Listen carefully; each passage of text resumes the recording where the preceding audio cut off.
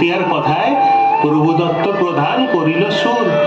এত সুন্দর গীত আমাদের, এই গীত একটু তোমাদের ভাষায় শোনাবো নাকি গো?